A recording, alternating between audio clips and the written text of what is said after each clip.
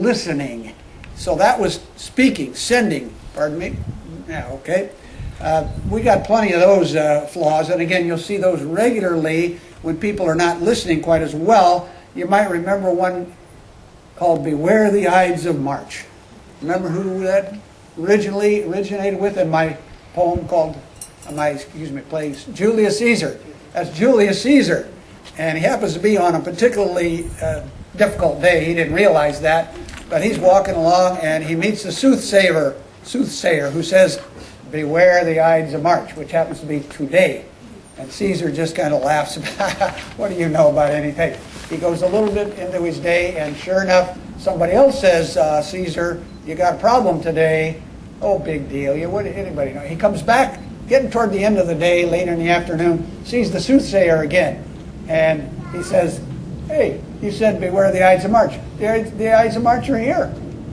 And the soothsayer says, yes, but they're not gone yet. And then if you remember what happened after that et tu brute, he got stabbed by about 25 of those Romans, wanted to do him away. So he didn't listen.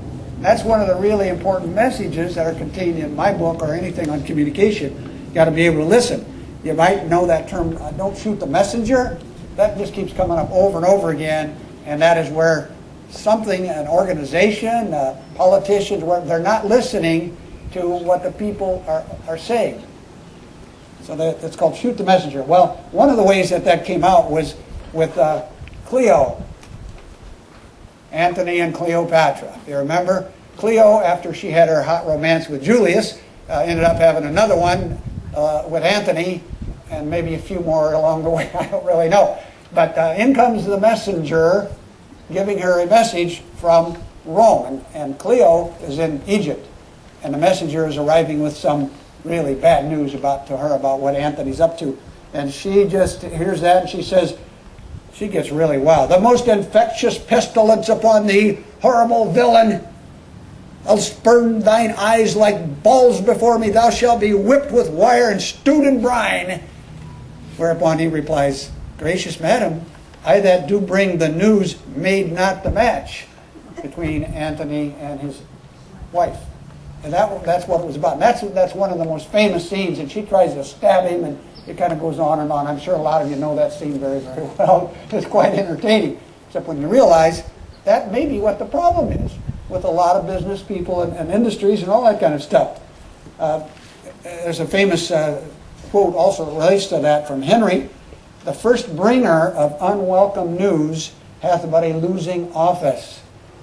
In other words, the first one to show up with the bad news, not well received.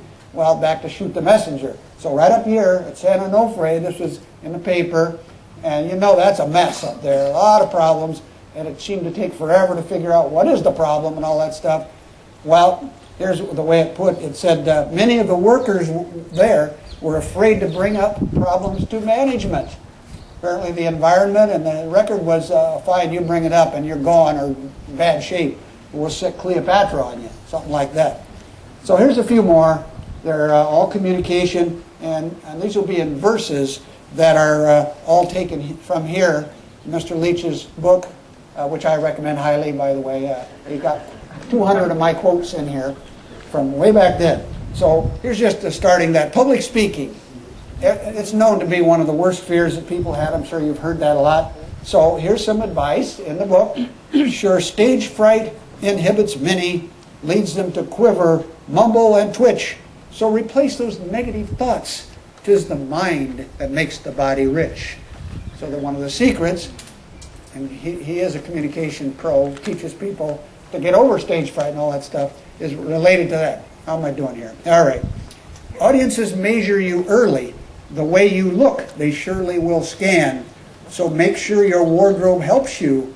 The apparel oft proclaims the man. I believe that came from Hamlet also, that older chap.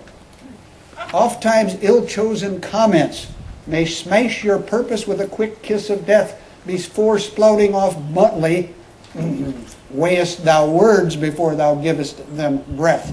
We've got plenty of examples of that. Maybe a fellow who was a famous New York broadcaster Imus, remember that guy? He lost his job totally because of mouthing off totally inappropriately. Weighest thou words before thou givest the breath. In other words, brain in gear before mouth. We probably all had a little bit of that, but when you're a major player, that could be a real problem for you.